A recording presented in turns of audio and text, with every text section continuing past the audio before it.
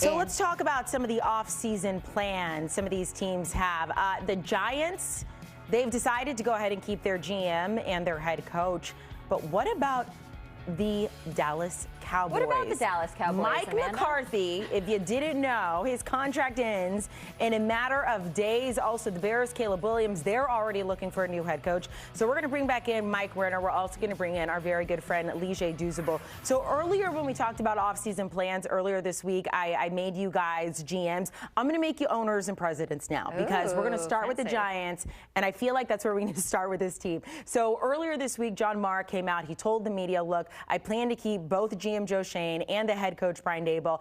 But then he kept flip-flopping. He was like, I have confidence in the team, but we didn't do well, so maybe I don't. I'm not really sure. Where do we start with the ownership and what they need to do, Douzable?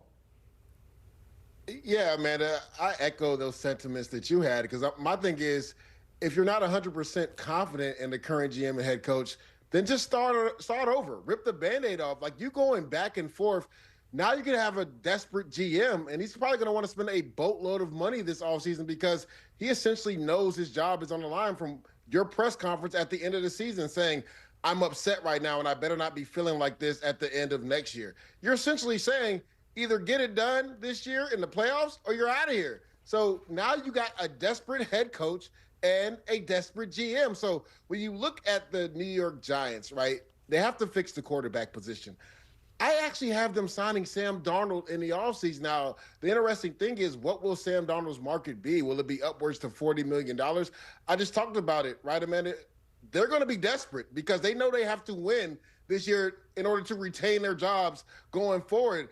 If you look at the Giants, that currently are going to have about $57 million to spend in the cap. So I think they'll be able to get a deal done with Sam Darnold, depending on whether he wants to leave the Vikings or not. He will be a free agent. So I liken them to take Sam Darnold because we saw Brian Daboll, what he did with Daniel Jones his first year. He led a team that didn't have a lot of talent and Daniel Jones to his best year in his first year into the playoffs. And then at the number 3 pick, I have them taking probably the number 1 player in this draft in Travis Hunter. They need a cornerback in the worst way. They took Deonte Banks a few years ago, and he has not really met those expectations of a first-round corner. And they also, the thing with Travis Hunter as well, is that he's a guy that you can even sprinkle in on the offensive side. And me and my guy Ryan Wilson have been empatico when it comes to the draft because our first 3 picks are exactly the same. Cam Ward, Shedeur Sanders, and Travis Hunter. So I think you get a player like Travis Hunter who's a piece that you can use on the offense and defensive side. He'll mainly be a corner for the New York Giants, but you can sprinkle him in on the offensive side with Malik Neighbors, and you get a lot more explosive on the offensive side. Yeah, I have to echo Leger's sentiments that I hate what they're doing in terms of putting a short-term leash on your GM and head coach. Because when that's the case, you make short-term decisions. You make decisions that are not necessarily in the best long-term interest of your franchise. That's why continuity in a front office at head coach is massive, because you can make decisions that may not give you the best chance to win right now, but maybe in the best long-term interest of your franchise. If you're the Giants right now, I don't think they're going to try to get a young quarterback. I think they're going to go get a vet because a vet gives you the best job, if you're Brian Daboll, of keeping your job next year. They're going to go get like a Sam Darnold, a Kirk Cousins, because they know they get a floor with those guys that's higher than Daniel Jones, but it's still not high enough to compete with the Eagles, compete with the Commanders in that division. You're trying to win Super Bowls, not save your job, in my opinion. And unfortunately, they're in a position where they're going to shoot for 8 and 9 to try to save their job. So they're going to spend all that $53 million in cap space that they have. They're going to draft a guy at number 3 overall that they think can help right now, who's maybe not necessarily your best long-term pick. And unfortunately for the Giants, 3 years from now, you may be right back in the same spot. Poor Giants fans. Just dealing with what they're dealing with. Same old, same old. I could also say the same for Cowboys fans. Living with one. I know that all too well. Another year, Jerry Jones told us the Cowboys were all in. Everyone was all excited, but then they didn't really do anything. Finished the season 7-10.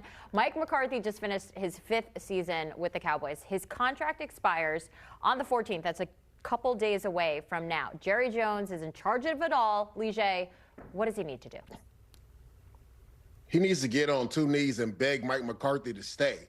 We already saw that they blocked a potential interview with the Chicago Bears, which makes you think that they want Mike McCarthy to stay, but yet they haven't given the guy the due respect that he deserves. I mean, going into this season, 3 straight years, guys, of 12 wins or more, right? Only one coach had more regular season wins going into this year in the last 3 years, and that was Big Red, Andy Reid. So I feel like Mike McCarthy has been disrespected. And if you're Jerry Jones, you need to beg and plead Mike McCarthy to be willing to stay. Because like you said, JD, he can't potentially leave because his contract is up.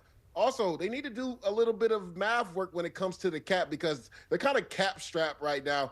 Terrence Steele, who is their right tackle, who has moved and fluctuated into guard, he has an $18 million cap hit. I would either trade him or restructure him because you're going to need money to bring in subsequent pieces. That way the Dallas Cowboys can go on a run.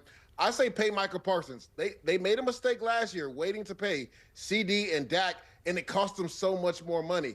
Pay Micah Parsons now, figure out a way, whether it's more guaranteed money on his deal, front-loaded, but you got to get Micah Parsons under contract. And I wonder what Mike thinks about this. They have the number 12 pick. I have them taking either one of the top edge rushers, if they fall there, or Ashton Genty. They need a running back in the worst way, and I think Ashton Genty makes a lot of sense. Yeah, I do think this draft is setting up well for the Dallas Cowboys in their need. And as well as Jerry Jones is drafted, because he's been a good drafter over his tenure as sort of the de facto GM there in Dallas. He has mismanaged the cap to a gross degree there for the Dallas Cowboys. Just look at Dak Prescott's upcoming cap hits, and there's just no way they're going to be competitive. With like $89 million on the books next year, are you kidding me? What they have, they paid a lot to these guys because they paid it late, as Leger alluded to. They missed the boat on all these guys, not extending them earlier, going to the last minute that they had to pay top dollar. And so they're doing the same thing with Micah Parsons. The price only went up with Micah Parsons over the course of this last year, and they're going to have to pay him because without him, there is no pass rush. Zach Martin, DeMarcus Lawrence, Brandon Cooks, they're all walking. You're not going to be able to pay them. Zach Martin may even retire. Osa Odighizuwa, you may not even be able to pay him either. You got yourself into this situation by overpaying guys. I think they learned their lesson, realized we can't go out in free agency and overpay yet again and splurge yet again. But it's another offseason where if they put Micah Parsons' contract on the books, they ain't going to add to that roster, which is tough to see because the roster right now, as we saw this year, it just ain't good enough.